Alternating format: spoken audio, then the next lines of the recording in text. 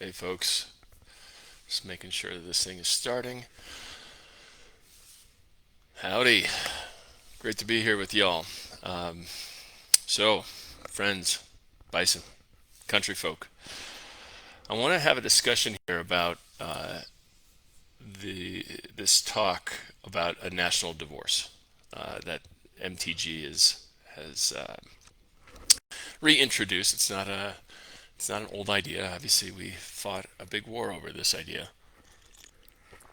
and I myself, after I think it was the 2004 election, the Bush re-election campaign, I was like, we just need to split up into three. Just have the East Coast be its own country, have the center be its own country, and the West Coast be its own country. It'd be a lot easier. And so it's very tempting to go down that route. And um, when I think back to why I felt that way, I didn't know who we were as a nation. So I wasn't connected to this marriage of democracy. Uh, yeah, and I didn't see anything in common with people on the East Coast, my people in the Midwest, because I was living in California at that time. So I get it. I get like, why are we even trying to do this? Why are we in this marriage? Um, and just so y'all know, this seems like my internet might be a little funky, but sorry. This isn't a new thing, right? Obviously, we did fight a war over this, but it is a relatively recent thing in our nation's history. Right at about our 200-year mark is when we started to the marriage started to fall apart economically. That's when wages did not keep up with productivity. That's when the $50 trillion wealth transfer occurred from the bottom 90% to the top 1%. In the 80s, when Reagan did not renew the FCC fairness doctrine, that would have required that the people's airwaves present truth and that they present multiple sides of an issue. Uh, and also, politically, Gingrich started to weaponize partisanship in the Congress, and we really haven't gone back since, unfortunately. And as many of y'all are aware, the Supreme Court is now looking at Section 230 of the FCC Communications Decency Act. But in 1996, that's when we said it's okay to say whatever you want on social media. So we essentially have had all of these developments that have allowed for hyperpartisanship, polarization. And a piece of this is that we actually don't know our vows. We don't know why we're in this marriage. I mean, I think if we did like a person on the street type interview, maybe 1% of folks would know what the purpose of the United States is. They might come up with some stuff, but they're actually pretty explicit and they're written down. Um, so it could be argued that we're not actually married in the conventional sense right now. We're just kind of co-parenting with a bunch of strangers who just happen to be, racially, culturally, and ideologically like opposed to us. So that's kind of like the state of the marriage. Biden gave a State of the Union looking at our economy and culture, but the marriage actually needs to be addressed. The foundations for why we're in this haven't been addressed. Now, most nations don't need to do this. Most nations are based on some kind of ethnic, historical, cultural, religious heritage. We're not that. We are one of two covenantal nations, meaning we're formed on a covenant around ideas. The other one is Israel, but that is both a covenant and a theocratic apartheid state in its current expression. Um, some would say that's probably the same. That could be true of the United States as well. Uh, but the United States is somewhat different in that, despite our original sins of genocide and slavery, we are the only covenantal nation that seeks to be a multiracial democracy. So this is an idea that is independent of any race, culture, or creed. And, I judge if there's any reason to think that we are great, we're great, or should be great again, it's because of that. It's not for any of the reasons that are typically mentioned. around like God, guns, and country and all that kind of stuff. We can be great if we fulfill our vows. So let's look at them. What are our vows?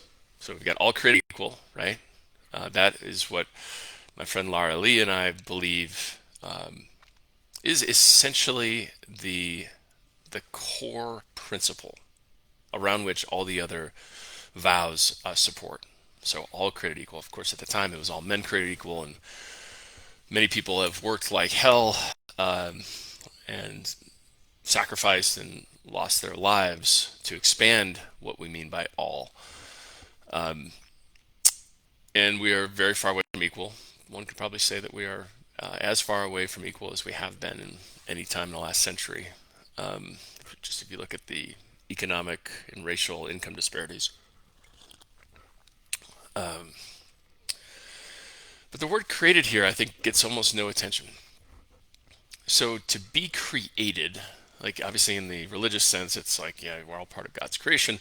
Biological sense, there is the moment of conception around which, this whole series of things takes place inside the womb to create the conditions for that life. But as we understand now, created actually means a hell of a lot more than insemination. It means mom and dad and whoever else is supporting that child are on point to attend and attune to that child for, I mean, being fully present, calm, receptive, mirroring, all this kind of really what in the West Coast we might regard as natural, normal ways of parenting haven't really been embodied by most American families.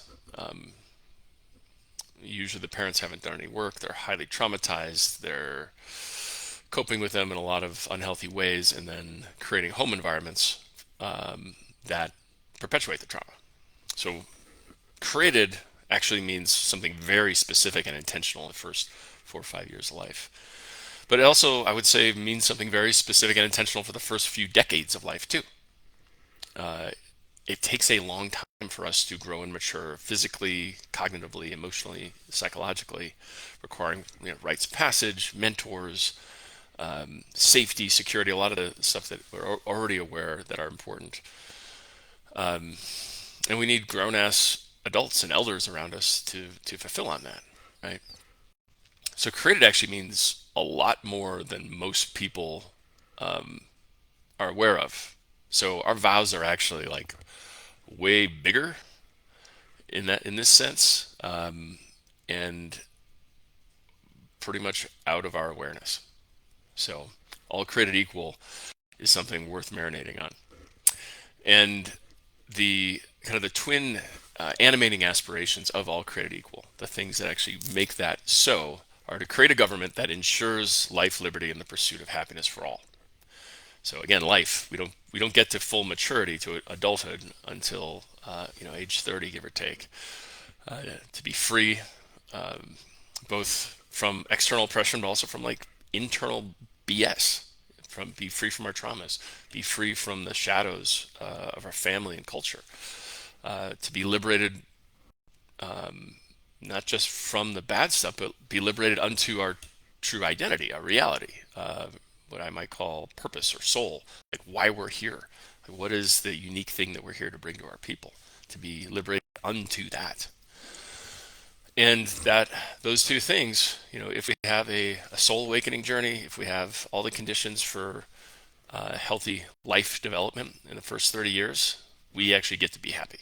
Like what I would say is a better word for that way might be fulfilled versus gratified, where we're actually sustained by who we are, our relationships, and our sense of belonging in our community, in our nation. Now, the last animating principle, e pluribus unum, I know that our motto was changed, I think, in the 50s to in God we trust, but I think most folks now realize that was anti-communist propaganda. Yeah, it's consonant with McCarthyism and a bunch of other kind of theocratic aspirations of the people in power at the time. But that's not what that wasn't part of our original vows, and I don't think anyone who is married to the idea of the United States voted on "In God We Trust." So let's go back to the original, which is "E Pluribus Unum." That means "from many one." But it's the source of that thinking, of that thought, actually goes back to Pythagoras, Plotinus, St. Augustine, to "unum fiat ex pluribus," which means we become one when we love others as much as ourselves. So in this sense, it is a very spiritual vow, much in the way that we witness, wedding ceremonies, marriages. They talk about putting the other sometimes ahead of us, but most of the time putting care, concern, love, respect, honor of that person on the same level as ourselves.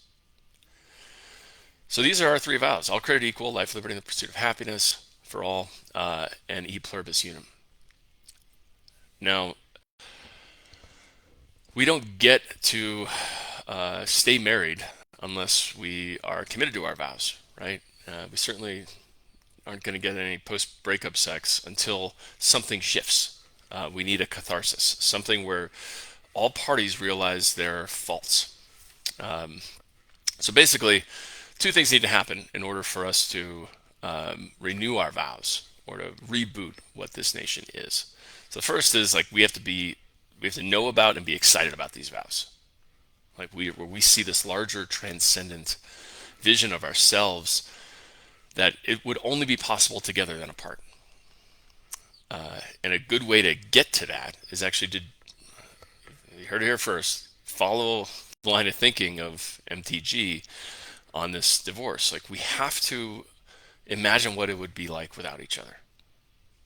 Like if we literally tried to divorce red and blue America. Even if we were to overcome the logistical hurdles, then what? Would would we what the hell would we still be, right? So I really invite a deep marination on what a national divorce would look like. And don't dismiss it. Actually, like, be with it. Like, could I be part of a divorced nation?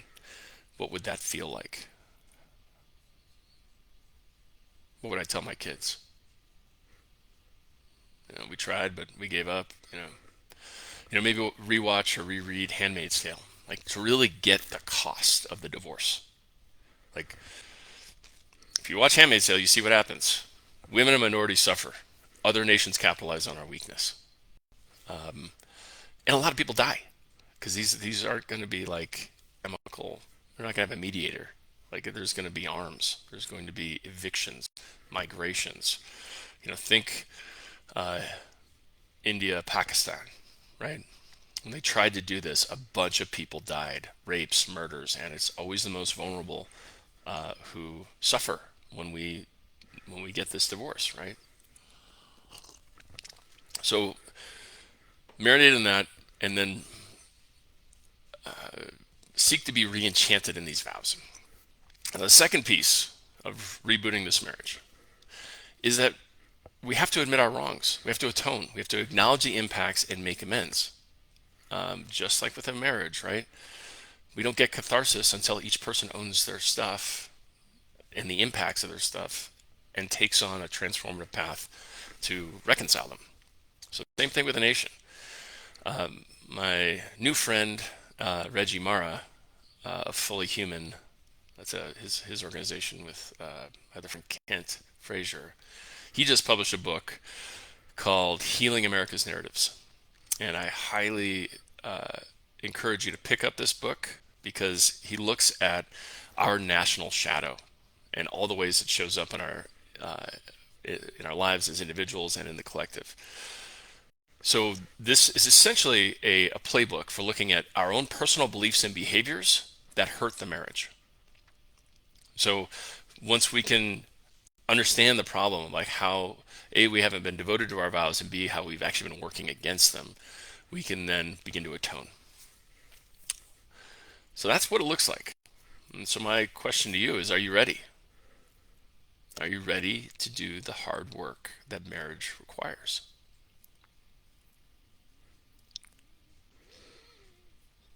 I know I am.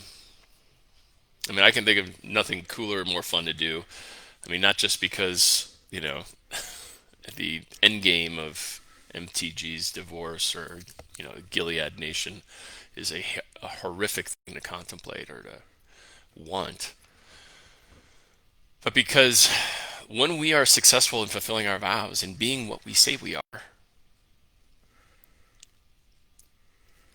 we're like when do what we set out to do, we clean up our shit, admit our wrongs, and make this right and just, we will be able to do something that no one has dared. Biden talked about this a little bit in the State of the Union. He said, deep down, we are a nation enamored by possibility. Like transcontinental rail, internet, NASA. Like we do big, hard things, things that require a big dream. It's who we are. It's part of our soul. It's why we believe in this place. And it's time to reimagine that love of the possible. Like, let's do the hard work of marriage. Let's actually become a multiracial democracy. Equality and justice for all. Everyone fulfills their potential and has what they need in the first 3 decades of life to do that. So I think it's time for that. So I'm going to keep marinating on this for some time, at least for the next year or so. As I've shared before, I begin a fellowship in March. It's like a seminary slash fellowship with Citizens University to learn how to minister the soul of the nation.